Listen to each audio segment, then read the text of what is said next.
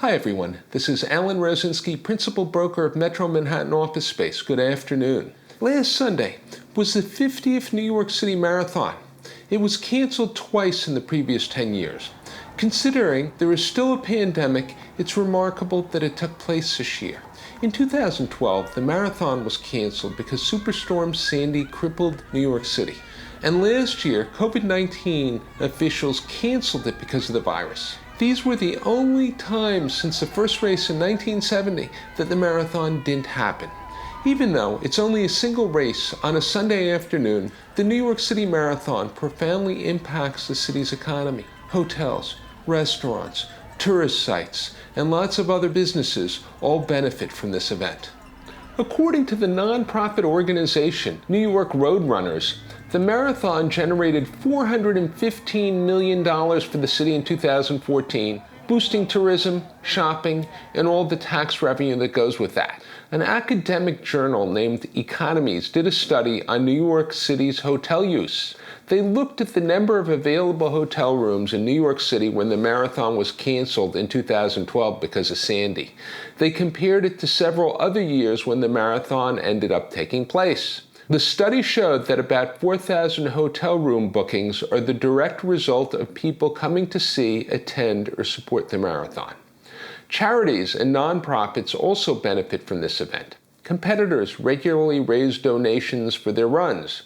In 2018, this resulted in $40 million in grants to charities, which is an incredibly significant figure, which I'm sure you'd all agree. The marathon is a massive, high-profile event. New York City, of course, has plenty of those. But unlike, for example, the Macy's Thanksgiving Day Parade, the US Open, or the Tonys, the marathon is not localized in one specific area.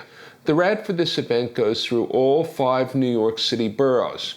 The race starts in Staten Island, then it crosses the Verrazano Bridge and extends along the western edge of Brooklyn. It then goes from Fort Hamilton to Greenpoint. Runners arrive in Queens, then cross the Queensboro Bridge, arriving on 59th Street in Midtown Manhattan. Then they go north through the Upper East Side and Harlem into the Bronx. Then they double back into Manhattan. The marathon ends with a single stretch down the entire length of Central Park. What this means in practice is that many different neighborhoods end up seeing direct economic benefits from this spectacular event. Industries that have been hard hit by the pandemic really benefit from the influx of tourists due to the marathon. In the last couple of weeks, I spoke a lot about tourism in the city. New York is known to be one of the most vibrant cities in the world, and there's a lot for tourists to do here. Whether it's museums, public exhibits, Broadway shows, or observation decks, out-of-town visitors contribute greatly to the city's economy. According to the Office of the State Comptroller, about 44 million fewer tourists came to the city in 2020 compared to 2019, which resulted in a 73% loss of tourist revenue. That was the first drop in New York's tourism in a decade. You can imagine how strongly this affected various small businesses that relied on tourism for most of their revenue. An owner of a small I Love New York shop in Midtown told the New York Times that, unlike restaurants, they are completely dependent on tourists. As you can imagine, the actual residents of New York City spend no money on these types of shops. In the last few days, travelers from the so-called Schengen zone in the European Union have been allowed to travel to the United States for the first time since March of 2020. This is a European zone made up of 26 countries that allow free travel between their borders. With pent-up demand to visit tourist destinations in the United States, New York City is going to be welcoming visitors from France, Germany, Spain, Italy, and many other countries that make up the Schengen zone. In 2019, New York City had a record number of visitors. The hospitality industry employed about 400,000 people and generated $46 billion in annual spending. As you might suspect, the massive drop in New York's tourism from the pandemic hit hotels very hard. Over 100 hotels in the city still remain closed today. In June of this year, occupancy in the city's remaining hotels was only 63%, For the hospitality industry, the current environment is very similar to an economic depression.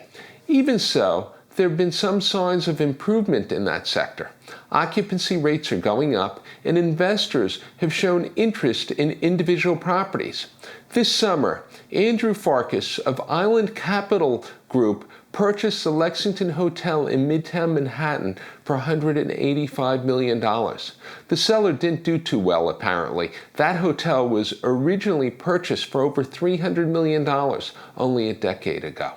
Ground-level retail tenants like apparel stores arguably took the biggest hit during the pandemic, and they made up the bulk of newly emptied retail space as various stores were forced to close their doors.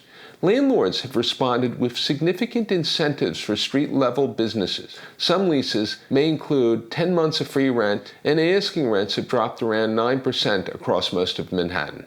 In October, I talked about some notable lease signings by various clothing retailers, including Swiss and Italian brands that opened new stores in the Flatiron District and the Upper East Side. These aren't isolated deals. Madison Avenue alone saw 55 ground-level store openings over the summer. The New York City Marathon really helps the hurting retail sector. With a surge of foreign tourists, now that the borders are open, it's certainly contributing to the city's recovery. The same could be said for restaurants. 2020 saw many bars and restaurants shut down thanks to lockdowns and the disappearance of indoor dining. But this year is an improvement, thankfully. From January 1st through July 2nd, around 1,700 new restaurant permit applications were filed with the New York City Health Department. This is excellent news, but it's still 700 applications less compared to the same period in 2019. The restaurant industry is, of course, key to New York City's economy. Before the pandemic hit, there were close to 300,000 employees in that sector. That number decreased by over 100,000 today. So we still have a long way to go towards recovery. But like the hotel and retail industries, dining is slowly but surely coming back. Today, over 67% of the city's population is fully vaccinated, and most eateries can accommodate safe, socially distanced indoor dining. Obviously, service workers will need to be cautious with tens of thousands of marathon tourists looking to eat in Manhattan. Still, this surge will be great for restaurants and, by extension, the landlords that rent them. The New York City Marathon is an institution. It's a symbol of New York City, much like the Thanksgiving Day Parade or the fireworks on the 4th of July. It's great to have it back. As a New Yorker myself, it's a lot of fun to walk into Central Park again and watch the runners. The marathon is a welcome boost to the city's morale and hopefully a shot in the arm for Manhattan's tourism-related businesses. Did you happen to attend the marathon this time around? Were you a participant or spectator? Do you think it's a good idea for the city to host more public events in the coming future? Thank you for watching, and please let me know what you think in the comments below.